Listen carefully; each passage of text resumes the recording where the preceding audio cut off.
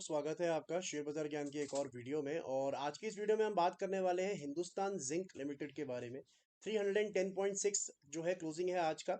और कंपनी ने चौथा डिविडेंड जो है अनाउंस कर दिया है। Fourth dividend for this year has been announced.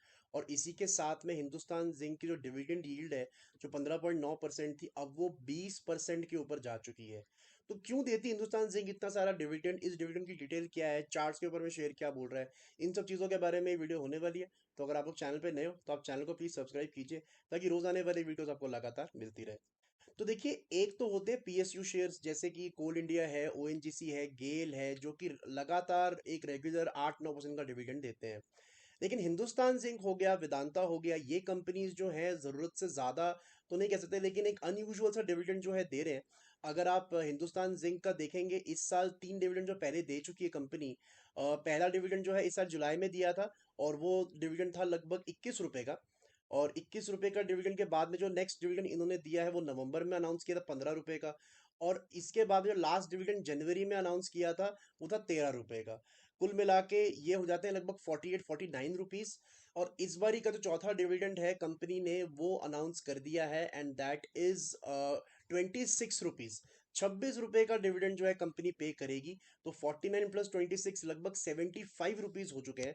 अब आप देखिए, 75 रुपीज को अगर आप करंट मार्केट प्राइस से डिवाइड करोगे, 310 रुपए चल रहा है। तो 310 के हिसाब से अगर आप देखोगे तो ऑलमोस्ट 23-24% डिविडेंड जो है कंपनी दे रही है। तो उसके पीछे रीजन क्या है? तो देखिए, पहली बात तो रीजन ये है, मैंने इसको पीएसयू से कंपेयर इसीलिए किया बिकॉज पीएसयूज जो है आज भी 8-9% दे रहे हैं और आगे भी 8-9% देंगे।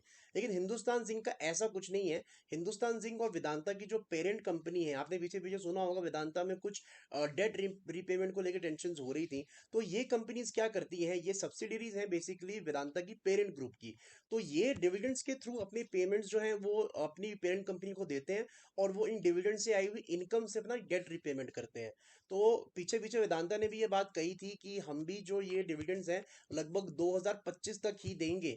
तो हो सकता है हिंदुस्तान जिंक के अंदर में भी 2025 के बाद में आपको ऐसे डिविडेंड्स देखने को शायद ना मिले। तो that is the reason why these companies give so much of dividend. अब इस डिविडेंड की डिटेल की बात कर लेते हैं। तो इस बारी का जो डिविडेंड है, जैसे मैंने आपको बताया कि 26 रुपए का डिविडेंड है। और जो इसकी रिकॉर्ड डेट है दैट इज 29 मार्च। 29 मार्च को आपके अकाउंट के अंदर में ये शेयर जो है वो मौजूद होने चाहिए। और जो इसका जो आप ले लास्ट ले सकते हो ये शेयर, वो होगा लगभग 28 मार्च के करीब। 28 मार्च को ही आप ये लास्ट शेयर को है बाय कर सकते हो, क्योंकि अब जो है T+1 का सेटलमेंट आ चुका है हमारे यहाँ पे। 28 तारीख को आप लोगे तो 29 तारीख को आपके अकाउंट में, डीमैट अकाउंट में जो है ये शेयर्स मौजूद होंगे, और आपको डिविडेंड जो है इनका मिल जाएगा। चार्ट्स के ऊपर में बात कर लेते हैं हिंदुस्तान जिंक की। तो देखिए, चार्ट्स में परफॉर्मेंस करना बहुत मुश्किल हो जाता है जब इतना पैसा जो है चार्ट्स में से निकल जाएगा। आप जानते हैं बहुत अच्छी तरीके से कि जितने भी डिविडेंड्स हैं वो सारे के सारे एडजस्ट होते हैं at the end of the day. और जितने बारी भी डिविडेंड मिलता है तो एक गैप डाउन ओपनिंग जो है स्टॉक के अंदर में देखने को मिलती है। सो अगर आप डेली चार्ट्स देखेंगे यहाँ पे हिंदुस्तान जिंक का, तो 310 रुपये पे अभी चल रहा है। और ऑब्वियसली 29 मार्च तो सिर्फ हफ्ता भर ही दूर रह गई है। तो हफ्ते भर बाद 26 रुपये इस स्टॉक पे से निकल जाएंगे। तो अगर 310 रुपये पे ये स्टॉक होता है, तो 310 में से 26 रुपये आप निकाल लीजिए, स्टॉक की जो नई वैल्यू होगी वो 284 रुपये पे होगी। चार्ट्स के ऊपर में स्टॉक चलना बहुत मुश्किल हो जाएगा ऑब्वियसली, क्योंकि अगर बार बार इतने सारे डिविडेंड्स दिए जाएंगे तो टेक्निकल चार्ट्स का कोई मतलब बन नहीं जाता है। दैट्स वाई इसके ऊपर में ज्यादा डिस्कशन करके आई डोंट थिंक फायदा है। सपोर्ट रेजिस्टेंस कोई मैटर करता नहीं है, बिकॉज जब वैल्यू ही निकाल ली जाएगी स्टॉक के चार्ट में से, तो चार्ट परफॉर्म करे या ना करे तो उससे कोई फर्क नहीं पड़ता है। इनफैक्ट अगर आप हिंदुस्तान जिंक का पिछले 1 साल का परफॉर्मेंस देखोगे, तो कितना रिटर्न स्टॉक ने दिया है? फ्लैट है बिल्कुल, स्टॉक ने कोई भी रिटर्न नहीं दिया। लेकिन इसके अंदर में अगर आप देखोगे तो 75 आपको जो परसेंटेज ऐड करना पड़ेगा, ये जो 75 रुपये मिल रहे हैं इसको आप ऐड करना पड़ेगा 75 रुपीज को, जो कि लगभग 20-25% रिटर्न बनता है। ये चार्ट के अंदर नजर नहीं आएगा आपको, बिकॉज ऑब्वियसली जितनी बार डिविडेंड मिला उतनी बार इतनी वैल्यू स्टॉक के वैल्यू में से निकाल ली गई है। हर बार गैप डाउन होता है। ये 26 रुपये भी एडजस्ट होंगे, पहले के डिविडेंड्स भी एडजस्ट हुए हैं। सो चार्ट्स के ऊपर में yes, stock has not given a return. लेकिन पिछले 1 साल में लगभग ये 29 मार्च का डिविडेंड जब मिल जाएगा, तो 25% का रिटर्न जो है स्टॉक ऑलरेडी दे चुका है। But then again I just want to make sure that everybody knows this कि हिंदुस्तान जिंक और बाकी पीएसयूज में फर्क है।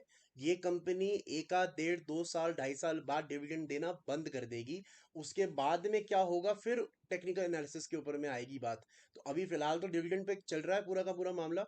और 20-25 रिटर्न की अगर आपको 20-25% रिटर्न अगर आपको हर साल मिल रहा है, तो I don't think there is any problem, चाहे डिविडेंड के थ्रू मिले या फिर आपको चार्ट्स के थ्रू मिले। दोस्तों ये था सारा का सारा detail on the Hindustan zinc dividend. I hope आपको सारी डिटेल मिल गई। 29 मार्च है इसकी तारीख, 28 मार्च को आप ले सकते हैं लास्ट शेयर। एक्स डेट भी 29 मार्च ही होगी। कोई सवाल है आपका तो आप कमेंट सेक्शन में डाल सकते हैं। मैं मिलूंगा आपसे अपनी अगली वीडियो में, तब तक आप अपना ख्याल रखें and all the best guys.